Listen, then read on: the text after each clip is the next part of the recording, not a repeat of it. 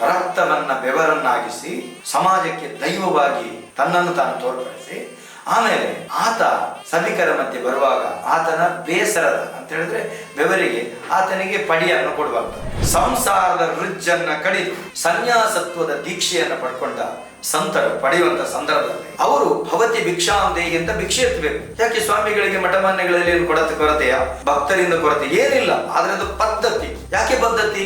ಅದು ದೈವದ ಕಟ್ಲೆಯಲ್ಲಿ ಪ್ರಾಚೀನವಾಗಿ ಬಂದಿರೋದು. ಯಾಕೆ ಒಂದು ಸಾರಿ ಅದನ್ನು ನಿಲ್ಲಿಸುವಂತ ಪ್ರಯತ್ನ ಆಗಿತ್ತು. ಆವಾಗ ನಾನು ಯೋಚಿಸಿದೆ, ನನ್ನ ಅಪ್ಪ ಮಾಡ್ತಾ ಇದ್ದೆ, ನನ್ನ ಅಜ್ಜ ಮಾಡ್ತಾ ಇದ್ದೆ, ನನ್ನ ಹಿರಿಯರು ಮಾಡ್ತಾ ಇದ್ರು, ಹಾಗಾದ್ರೆ ಅವರು ಭಿಕ್ಷಾಟನೆ ಮಾಡಿದ್ದ?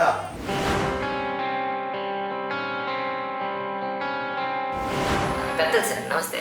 ಇದು ಅಂದ್ರೆ ಒಬ್ರು ಕಾಲ್ ಮಾಡಿ ಕೇಳಿದ್ರು, ಈ ನಮ್ಮ ದೈವ ನರ್ತನ ಸಂದರ್ಭ ಅಂದ್ರೆ ದೈವ ನರ್ತನ ಆದ್ಮೇಲೆ ಕೊನೆಗೆ ದೈವ ನರ್ತನ ಯಾರು ಮಾಡಿದ್ದಾರೆ ಅವರು ಒಂದು ತಟ್ಟೆ ಹಿಡಿದುಕೊಂಡು ಸಭಿಕರ ನಡುವೆ ಕೊಂಡೋಗಿ ಅಂದ್ರೆ ಭಿಕ್ಷಾಟನೆ ರೀತಿಯಲ್ಲಿ ಮಾಡ್ತಾರೆ. ಇದು ಯಾಕಾಗಿ ಮತ್ತು ಈ ಪದ್ಧತಿ ಏನು ಅನ್ನುವಂಥದ್ದು ಕೇಳಿದ್ರು.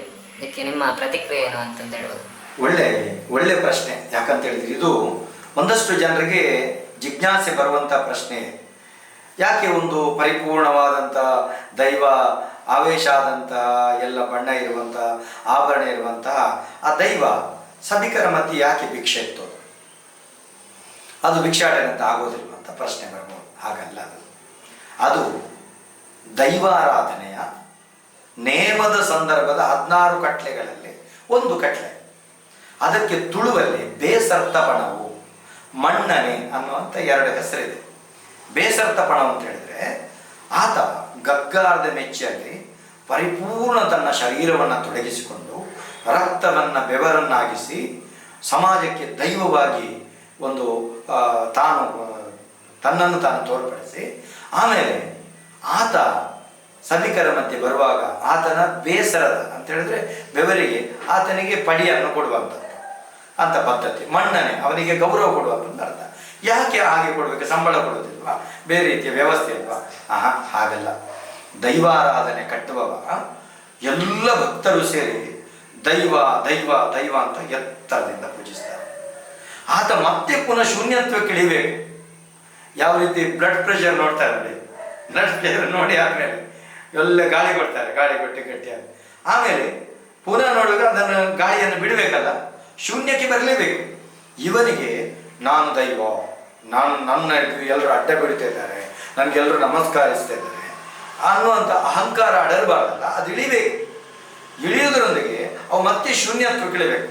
ಅದರ ಹಿಂದೆ ಒಂದು ತಾತ್ವಿಕವಾದಂಥ ಕಾರಣ ಇದೆ, ಸರಿಯಾಗಿ ಗಮನಿಸಬೇಕು.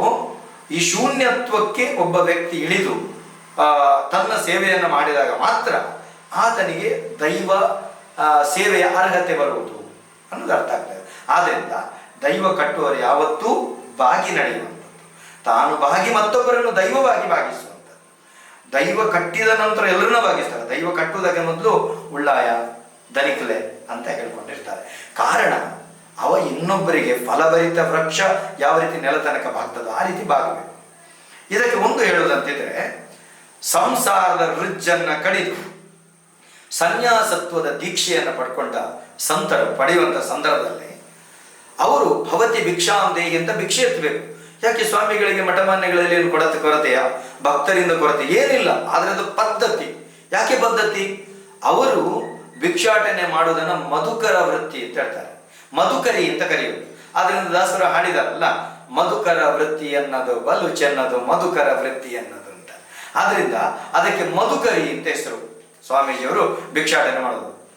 ಅದೇ ರೀತಿ ಒಬ್ಬ ಬ್ರಾಹ್ಮಣ ವಟುವೆ ಬ್ರಹ್ಮೋಪದೇಶ ಆದ ನಂತರ ಆತ ಭಿಕ್ಷಾಟನೆ ಮಾಡಲಿಕ್ಕಿದೆ, ಭಿಕ್ಷಾಟನೆ ಮಾಡಲೇಬೇಕು. ಅದು ಕಡಾಖಂಡಿತವಾಗಿ ಭಿಕ್ಷಾಟನೆ ಮಾಡಲೇಬೇಕು ಅಂತ ಹೇಳಿದ್ರೆ ಆತ ಶೂನ್ಯತ್ವಕ್ಕೆ ಇಳಿಯುವಂಥದ್ದು. ಯಾವ ರೀತಿ ಬ್ರಾಹ್ಮಣರನ್ನು ಬಡ ಬ್ರಾಹ್ಮಣರು ಅಂತ ಹೇಳಿದ್ರು, ಅದರ ಅರ್ಥ ಅವರು ಬಡ ಬ್ರಾಹ್ಮಣ ಅಂತ ಹೇಳಿದ್ರೆ ಅವ ಬಡವನಾಗಿರ್ಬೇಕು. ದೀನ ನಾನು, ಮತಿಹೀನ ನಾನು ಅನ್ನುವಂಥ ಹಾಡಿದೆಲ್ಲ, ಅವ ದೀನನಾಗಿರ್ಬೇಕು. ಆ ರೀತಿ ಅವರು ಕೂಡ ದೇವರಿಗೆ ಷೋಡಶೋಪಚಾರದ ಪೂಜೆ ಮಾಡಿದ ಮೇಲೆ ಅರ್ಚಕರಿಗೆ ದಕ್ಷಿಣೆಯನ್ನು ಹಾಕುವಂಥ ಕ್ರಮ ಇದೆ. ಅವರಿಗೆ ಸಂಬಳ ಬರ್ಬೋದು, ಆದರೆ ಅರ್ಚಕಸ್ಯ ಪ್ರಭಾವೇಣ ಶಿಲಾಭವತಿ ಶಂಕರ. ಅರ್ಚಕರಿಗೆ ಅವರು ಕಲ್ಲನ್ನು ತೊಳೆದು ಪೂಜೆ ಮಾಡಿದ, ಕಲ್ಲನ್ನಂತ ಅವರು ಕೂಡ ಭಾವುಕ ಭಕ್ತಿಯಿಂದ ಪೂಜೆ ಮಾಡ್ತಾರೆ. ಅರ್ಚಕರಿಗೆ ಅದು ಕಲ್ಲಾಗಿ ಕಂಡು ಭಾವುಕ ಭಕ್ತರಿಗೆ ಕಲ್ಲನ್ನು ಭಗವಂತನಾಗಿ ತೋರ್ಪಡಿಸುವಂತಹ ಒಂದು ಮೌಲ್ಯಯುತವಾದಂಥ ಸೇವೆಯನ್ನು ಅರ್ಚಕರು ಮಾಡ್ತಾರೆ. ಅವರ ಮಧ್ಯೆ ಒಂದು ಮಧ್ಯವರ್ತಿಗಳಾಗಿ, ದೇವರು ಮತ್ತು ಭಕ್ತರ ಮಧ್ಯವರ್ತಿಗಳಾಗಿ ಅವರಿರ್ತಾರೆ. ಅವನ ಮನಸ್ಸಿಗೆ ಸಾಂತ್ವನ ಆಗುವ ರೀತಿಯಲ್ಲಿ ಭಗವಂತನೆದುರು ಪ್ರಾರ್ಥಿಸ್ತಾರೆ. ಸ್ವಾಮಿ ಮಹಾಗಣಪತಿ ದೇವರೇ, ಈಗ ಇಂಥ ಸಮಸ್ಯೆಯಿಂದ ಪ್ರಾರ್ಥಿಸ್ತಾ ಇದ್ದಾರೆ, ನೀನು ಅವರ ಬದುಕಲ್ಲಿ ಕವಿದಿರುವಂಥ ಎಲ್ಲ ವಿಘ್ನಗಳನ್ನು ಪರಿಹರಿಸಬೇಕು, ಅವರನ್ನು ಉದ್ಧರಿಸಬೇಕು. ಲೋಕ ಸಮಸ್ತ ಸರ್ವೇ ಜನ ಸುಖಿನೋ ಭವಂತು, ಸರ್ವೇ ಸನ್ಮಂಗಳಾನಿ ಭವಂತು. ಲೋಕಕ್ಕೀತವನ್ನು ಬಯಸುವಂಥ ಪುರೋಹಿತರ ಪುರದ ಹಿತವನ್ನು ಬಯಸುವ ಪ್ರಾರ್ಥಿಸುವಾಗ ನಾವು ಅವರಿಗೆ ಕಾಣಿಕೆಯನ್ನು ಕೊಡೋದು. ದೇವರ ಸೇವೆಯನ್ನು ಮಾಡುವಾಗ ಅವರಿಗೆ ಕೊಡುವಂಥ ದಕ್ಷಿಣೆ ಅದಷ್ಟು ಪ್ರಾಮುಖ್ಯ. ಯಾಕಂತ ಹೇಳಿದ್ರೆ ನಾವು ಹಾಕುವಂಥ ದಕ್ಷಿಣೆಯಿಂದ ಅವರಿಗೆ ಸಂತುಷ್ಟರಾಗ್ತಾರೆ. ಅದೇ ರೀತಿ ದೈವಾರಾಧನೆಯ 14 ಕಟ್ಲೆಯಲ್ಲಿ ಇದು ಮನ್ನಣೆ. ಅದು ಮೊದಲಿದ್ದು ಮಧುಕರಿ, ಎರಡನೇದು ದಕ್ಷಿಣೆ, ಮೂರನೇದು ಮನ್ನಣೆ ಅಂತ ಹೆಸರು. ಯಾವುದೇ ಕಾರಣ ಭಿಕ್ಷಾಟನೆ ಅಲ್ಲ. 16 ಕಟ್ಲೆಗಳಲ್ಲಿ ತಟ್ಟೆಯನ್ನು ಹಿಡಿದು ಬಿಟ್ಟರೆ ಅದು 16 ಕಟ್ಲೆಯಲ್ಲಿ ಒಂದು ಕಟ್ಲೆ ಬಿಟ್ಟು ಹೋದಾಗ ಅದನ್ನು ಸ್ವಲ್ಪ ಬದಲಾವಣೆ ಮಾಡಿಕೊಳ್ಬಹುದು. ಒಂದು ಕೊಡಿಯಡಿಯಲ್ಲಿ ನಿಂತು ಒಂದು 10 ಮಂದಿ ದಕ್ಷಿಣೆ ಹಾಕಿ ಆ ಒಂದು ಪದ್ಧತಿಯನ್ನು ಪೂರೈಸಬಹುದು. ಇಲ್ಲಂದ್ರೆ ಬೇರೆ ಬೇರೆ ಹೋಗಿ ತಗೊಂಡ್ರೆ ಅದೇನು ಅಪರಾಧ ಅಂತಲ್ಲ. ಅದು ದೈವದ ಕಟ್ಲೆಯಲ್ಲಿ ಪ್ರಾಚೀನವಾಗಿ ಬಂದಿರೋದು. ಯಾಕೆ ಒಂದು ಸಾರಿ ಅದನ್ನು ನಿಲ್ಲಿಸುವಂಥ ಪ್ರಯತ್ನ ಆಗಿತ್ತು. ಆವಾಗ ನಾನು ಯೋಚಿಸಿದೆ, ನನ್ನ ಅಪ್ಪ ಮಾಡ್ತಾ ಇದ್ರು, ನನ್ನ ಅಜ್ಜ ಮಾಡ್ತಾ ಇದ್ರು, ನನ್ನ ಹಿರಿಯರು ಮಾಡ್ತಾ ಇದ್ರು, ಹಾಗಾದ್ರೆ ಅವರು ಭಿಕ್ಷಾಟನೆ ಮಾಡಿದ್ದ? ಮತ್ತೆ ಹೇಳಿದಾಗ ಹೌದು, ಯಾವುದು ಸಾಂಪ್ರದಾಯಿಕ ಭಿಕ್ಷಾಟನೆ. ಅದರ ಬಗ್ಗೆ ನನ್ನ ಅಪ್ಪ ಮತ್ತು ಅಪ್ಪನ ಹತ್ರ ಕೇಳುವಾಗ ಸರಿಯಾಗಿ ಅದರ ಬಗ್ಗೆ ವಿಶ್ಲೇಷಣೆ ಕೊಟ್ಟಿದ್ರು. ಇದು ವಿಶ್ಲೇಷಣೆ ಹೀಗೆ. ಆದ್ರಿಂದ ಇದು ಭಿಕ್ಷಾಟನೆ ಅಲ್ಲ, ಇದೊಂದು ರೀತಿ ಧಾರ್ಮಿಕವಾಗಿ ಅವರಿಗಿರುವಂಥ ಮನ್ನಣೆ, ಬೇಸತ್ತ